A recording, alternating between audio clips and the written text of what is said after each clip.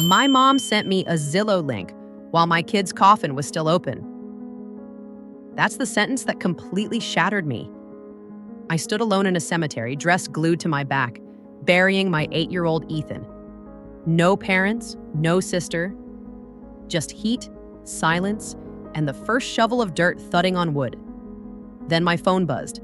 I prayed it was, "I'm sorry, I'm coming." Instead, my mother, Linda, sent a $1.5 million beach estate listing. Fresh start. That price? Exactly Ethan's insurance plus his trust. Am I in the wrong for what I did next? If you were me, what would you do? Comment your City Plus time. And subscribe. This gets uglier. I didn't even cry on the drive home. I know how cold that sounds, but grief does weird math.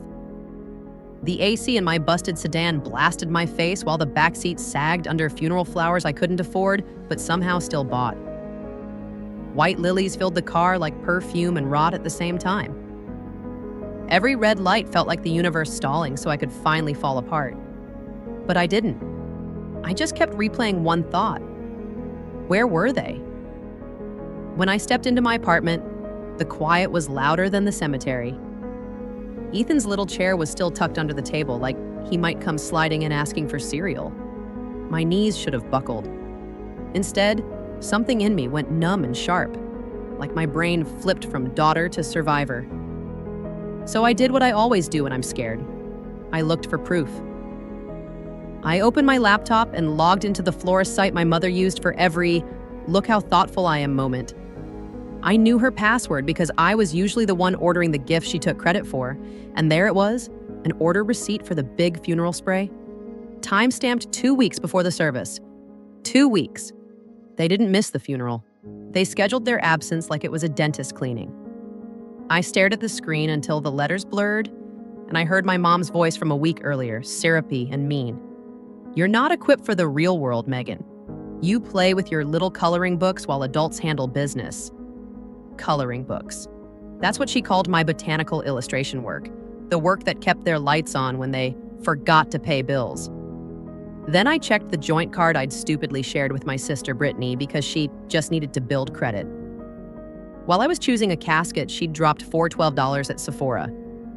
While I was writing my son's eulogy, she spent $198 on sushi and cocktails. I clicked one button, remove authorized user, and it felt like cutting a leash. Confirm. Done. I kept going. Cabin lock codes, streaming accounts, shared cloud storage, Prime. Every little digital thread they'd wrapped around my life, I snipped one by one, calm as a surgeon. If you're listening to this and your stomach is tightening, hit like, because I swear some families don't love you, they lease you. That night I opened the ledger, a spreadsheet I'd hidden like contraband. Line after line of me paying to be tolerated. $96,000 toward their second mortgage. Plane tickets for Brittany's influencer birthday. A deductible on her wrecked BMW because she was texting and Richard cared more about his credit score than my sanity. And the worst part? How trained I was. They'd ignore me for weeks, then toss me one crumb. "You look pretty today." Proud of you. Just enough to keep me chasing. Intermittent reinforcement. It's addiction with a family photo attached. 2 days after Ethan died, my mom sent a care package. I opened it thinking maybe it was a blanket, a framed picture, something human.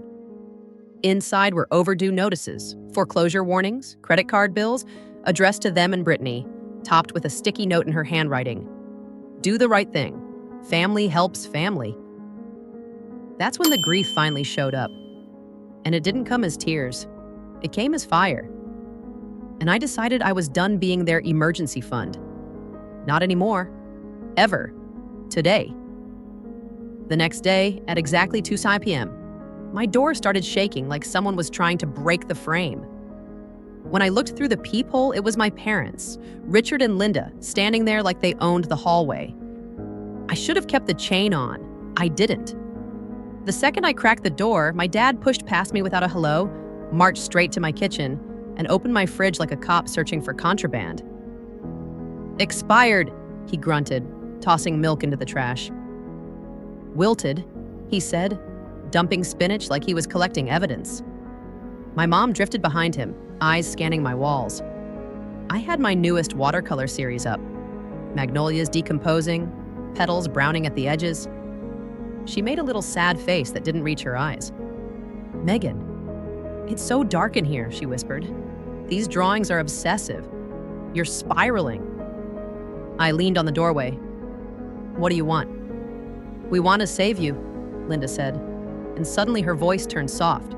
Too soft, like she was talking to a toddler. She pulled a thick packet from her designer bag and placed it on my coffee table with a gentle tap. "This is a voluntary conservatorship. Just finances, just until you're stable." I stared at the title. Conservatorship.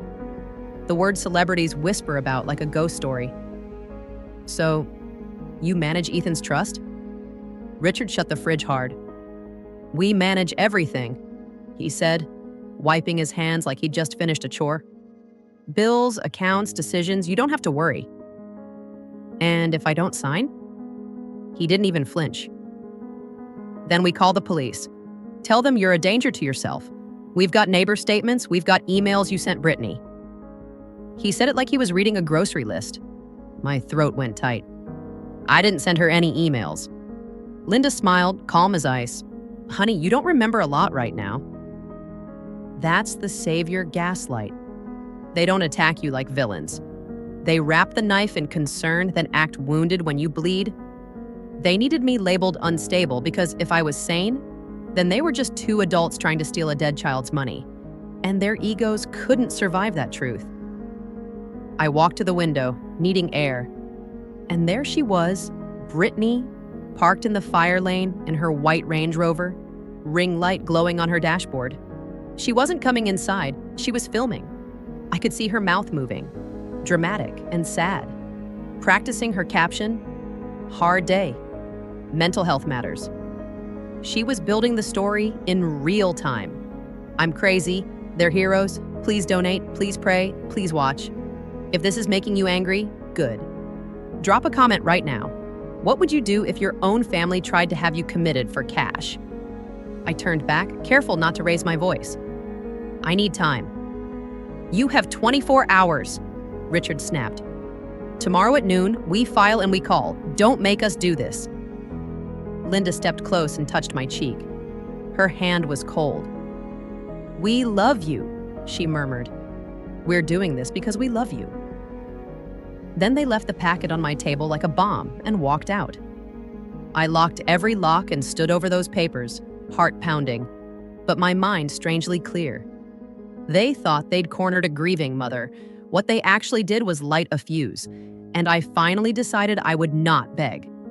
I didn't call a friend. I called the one person who treats family like what it can become, hostile witnesses. My attorney Marcus Hale met me after hours. His office felt like a bunker, servers humming, files stacked like ammunition. At the table sat Judge Diane Pierce, my late husband's aunt, retired and razor calm. She didn't offer comfort, she offered strategy. Marcus slid a tablet toward me. "This is why they're desperate." On the screen was a ledger tied to an illegal Atlanta gambling ring. Brittany's name lit up line after line. "She owes $400,000, Marcus said. "Your parents co-signed. These aren't banks, these are loan sharks." Judge Pierce added, "They have 48 hours. After that, pressure turns physical." Everything snapped into place. The conservatorship packet, the fake tears, the deadline. They weren't trying to save me, they were trying to liquidate my son. "They're forging evidence," yeah, I said. Marcus opened a folder. Fake emails from me. A drafted affidavit claiming I was suicidal. Notes about neighbor statements. "If they file, it's felony perjury," he said. "I have proof," I replied. "My smartwatch shows I was asleep the night they claim I was manic. My building camera shows I was painting, not breaking things." Marcus nodded. "Perfect. We don't just defend, we trap them." Judge Pierce leaned in. "Give them what they want, money, where we can control the consequences." So the next morning, I walked into my parents' house wearing defeat like a costume. Linda's smile was already counting digits. Richard gave a speech about doing the right thing. Brittany hovered near the counter, jittery, phone in hand. "I'll help," I said softly. "I'll transfer it." They exhaled like predators who'd finally cornered prey. Linda popped champagne. My dad clinked a glass and said, "Good girl." Brittany actually laughed. "See? You needed us." I transferred $450,000 on the spot. Then Richard's phone rang. His face drained so fast I thought he'd drop. "Our account's frozen," he whispered. "Federal hold." I set my glass down. "Yesterday I filed an IRS whistleblower report," I said. "Your income, your spending, the gambling ledger, it doesn't line up. That transfer triggered an automatic freeze." Brittany screamed, ugly and loud. "You ruined us." "No," I said, voice shaking now. "You tried to steal from a dead child." Marcus had warned me the collectors would see a big transfer. They did. Now my family was trapped. IRS on one side, loan sharks on the other. I walked out while their celebration turned into panic. The fallout hit hard and fast. My parents lost the house, Brittany disappeared across state lines, and the perfect family image cracked in public. Months later, the IRS issued a whistleblower award that let me start over on my terms. I used what remained of Ethan's money the way it should have been used, to build something that outlived them. The Ethan Morgan Astronomy Scholarship because my little boy loved stars. That night, back in my empty apartment, I finally cried.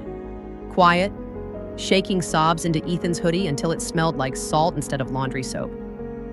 I wasn't celebrating. I was surviving. But for the first time, their voices weren't inside my head calling me selfish. They were gone. And the silence felt like oxygen. I breathed again. People keep asking me if I feel guilty. The honest answer? I feel tired. I feel like I woke up from a long nightmare where love was always conditional and my value had a price tag taped to it. Losing Ethan ripped my world open, but it also showed me the truth. The same hands that should have held me were reaching for my wallet. I didn't destroy my family. I stopped funding their lies. I stopped letting them write my story for the internet. And I stopped confusing obedience with peace. The scholarship in Ethan's name doesn't bring him back, but it turns his light into something no one can steal. So now I'm asking you, am I in the wrong? If your own parents tried to have you committed to get your child's money, would you stay quiet or would you fight back? If this story hit a nerve, don't just scroll. Tap like so more people see it. Drop a comment with what you would have done and where you're watching from.